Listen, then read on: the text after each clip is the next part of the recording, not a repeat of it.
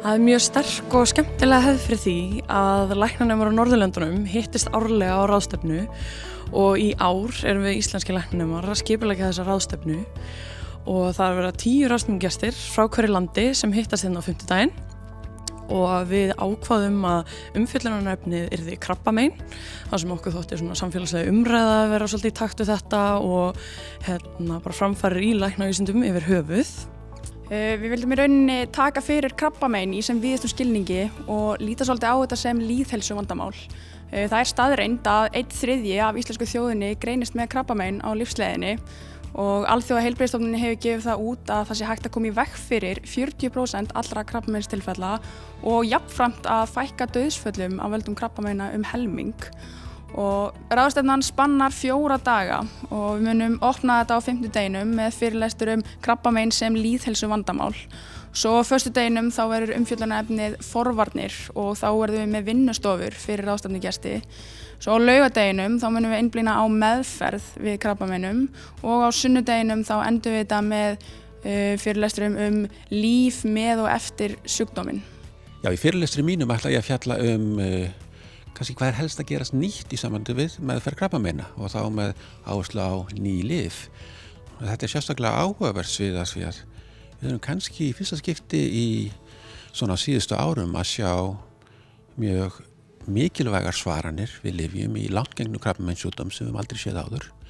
En á hinn bóginn er þetta líka að velta upp þessu erfiða viðfangsefni sem ég veit að læknanemendum munum meðal annars fjalla er hvernig ætlum við að hafa efni á þessu nýju lyfjum. Eitt af stóru viðfangsefnunum líka í sambandi við nýju lyfin er að átta sig á hvaða sjúklingahópum þetta hentar best og það er flókið, menn er ekki komið með svör við því ennþá, þannig að það spila líka stóra rullu í því til dæmis hversu dýrt þetta verður hversu margir sjúklingar eru góðir kandidatar fyrir að fá þessi nýju lyf. Hvað nýju lyfin varðar þá kannski má segja að það séu 2 meginflokkar sem hafa verið að koma fram á síðustu árum til viðbótar við hinn hefðbundnu krabbameinslyf og þessi flokkar eru annars vegar lyf sem beinast að mjög vel skilgreindum skotmörkum sem eru þá stökkbreytt gen í krabbameinum. Mörg þeirra eru áhugaverð en valda yfirleitt bara tímabundinni svörun. En hinn meginflokkurinn eru hinn svokölluðu ónæmis örvandi lyf sem eru að valda mjög áhugaverðum svörunum en þar akkurat lendum við í þessum vandamálum að við vitum ekki nákvæmlega fyrirfram hvaða sjúklingar munu svara lyfinu og hversu vel.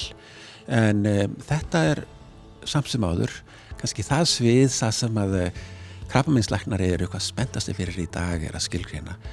Getum við notað ónæmis örvandi lyfin fyrir hverja og getum við fundið leiðir til þess að þessi nýju lyf hendi fleiri sjúklingum heldur en þau henta í dag. Við vildum gera forvörnum hátt undir höfði í dagskránni og til dæmis með því að taka þarna dæmi forvarnir sem hafa tekist vel og þar eru þetta tóbaksforvarnir hérna á Íslandi frábært dæmi.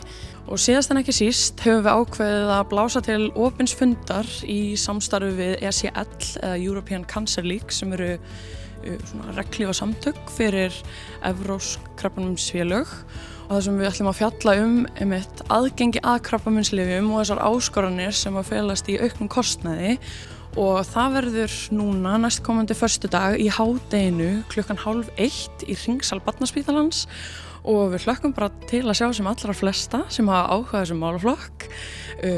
Allir velkomnir, sjáumst.